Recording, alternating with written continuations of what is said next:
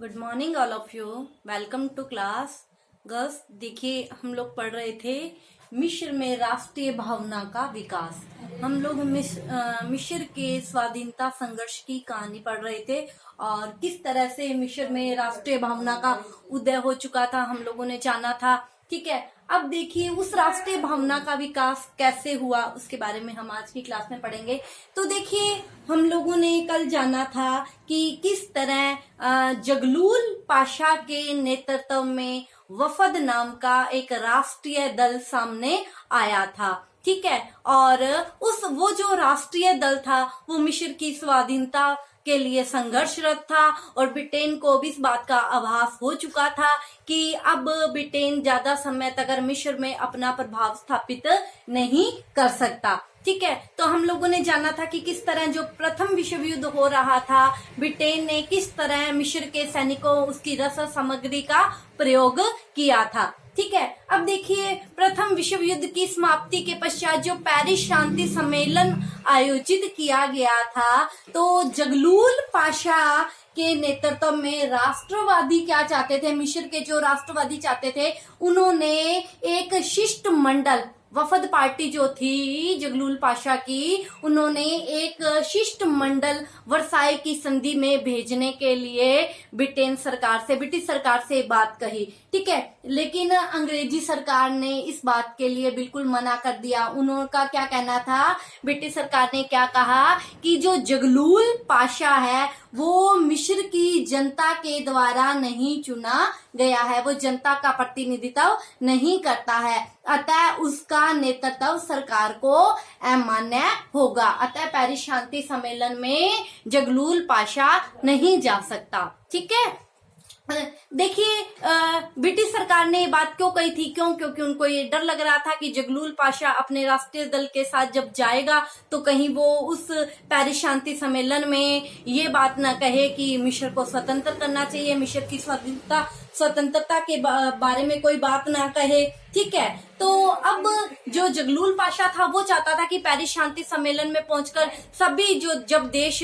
इकट्ठे होंगे तो उसमें मिस्र के स्वाधीनता की बात कही जाए। ठीक है, तो जगलूल पाशा ये चाहता था। ठीक है, जबकि ब्रिटिश सरकार उसको जाने के लिए मना कर रही थी। ठीक है, तो अंग्रेजों ने क्या किया, जगलूल पाशा और उसके सहयोगियों को क्या कर लिया, बंदी बनाकर माल्टा में क्या कर दिया, नजरबंद कर दिया। ठीक है, दोनों को, उसकी पार्टी को, जगलूल पाशा के जितने भी सहयोगी थे उनको और जगलूल पाशा दोनों को क्या कर दिया था, माल्टा में बंद कर दिया था। ठीक है, जिससे क्या हो गया, मिस्र में फिर से विद्रोह भड़क उठा, राष्ट्रीय आंदोलन जो था फिर से ऊंचाई की बुलंदियों को छूने लगा। जब विद्रोह तेज हो गया तब ब्रिटिश सरकार को ये लगा कि अगर यहाँ मिस्र में शांति बनाए रखनी है, ठीक है, तो ये यहाँ शांति तभी स्थापित हो सकती है जब ये जो वफद दल का जगलूल पाशा है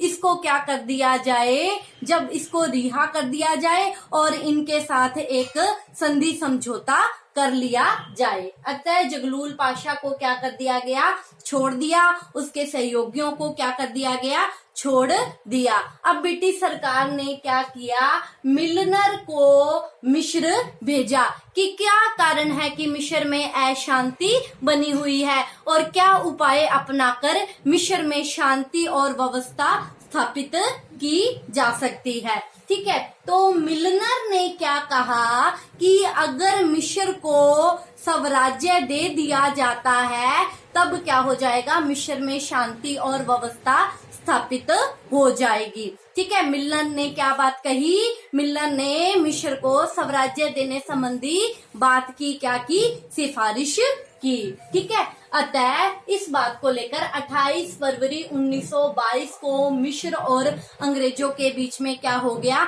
एक समझौता हो गया और ब्रिटिश सरकार ने क्या कहा कि मिस्र एक स्वाधीन देश है। मिस्र का पर जो अंग्रेजों का प्रभुत्व था उस प्रभुत्व का क्या कर दिया गया, अंत कर दिया गया। ठीक है, लेकिन क्या किया ब्रिटेन सरकार ने, क्या किया, स्वेज नहर में ब्रिटिश हितों का ध्यान रखते हुए कुछ आवश्यक बातें कही।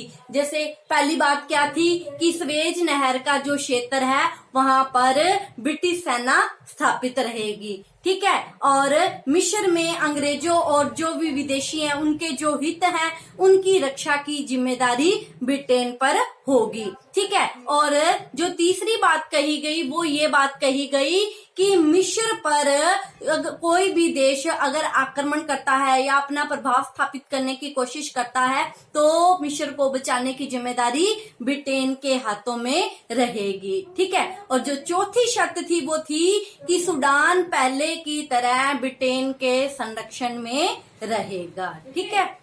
तो ये क्या हो गया, ये समझौता हो गया, ठीक है।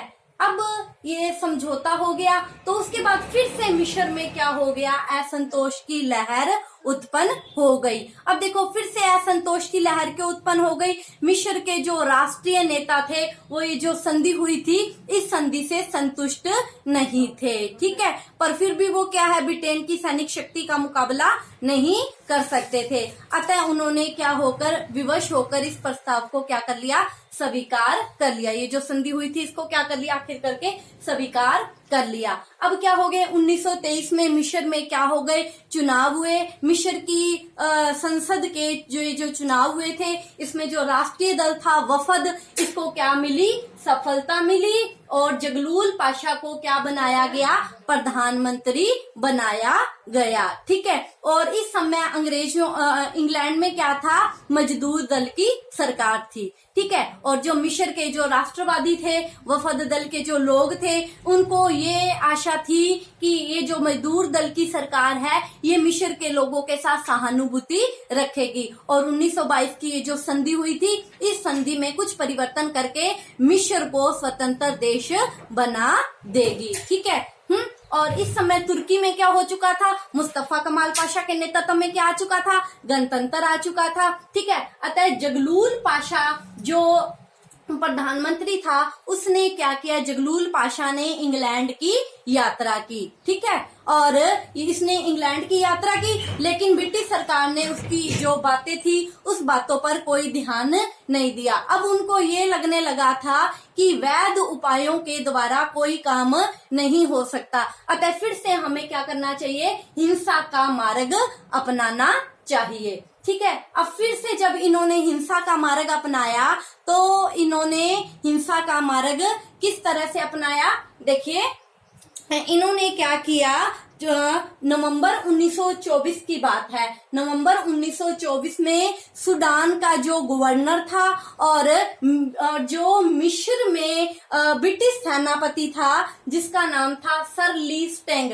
इनकी क्या कर दी गई, हत्या कर दी गई। अब इस हत्या से क्या हो गया, ब्रिटेन को भय उत्पन्न हो गया, ठीक है। और ब्रिटेन ने मिस्र को एक अल्टीमेटम भेजा कि हत्या के जो आरोपी हैं उन्हें हमारे हवाले कर दिया जाए और सूडान से क्या किया जाए, मिस्र की सेना को हटा लिया जाए और 75 लाख रुपए हमें युद्ध, ये जो हमारा सर ली स्टेंग की हत्या हुई है इसके लिए हमें हर्जाने के रूप में दिए जाएं। जुगल पाशा ने बाकी सारी बातें तो मान ली लेकिन उसने सूडान के संबंधी जो बात थी उसमें आपत्ति व्यक्त की। और क्योंकि देखो ब्रिटेन क्या कर रहा था, सूडान में अपनी खेती का विस्तार कर रहा था, इसके लिए स्वेज नहर से पानी आ रहा था, ठीक है। अब उसको ये लगा था कि स्वेज नहर का अगर सारा पानी ब्रिटेन धीरे धीरे यूज कर लेगा तो मिस्र में खेती के लिए पानी नहीं रहेगा, ठीक है। तो इसलिए उसने ये सूडान संबंधी शर्त मानने को इनकार कर दिया था। तो ब्रिटेन ने क्या किया, अलेक्जेंड्रिया पर अधिकार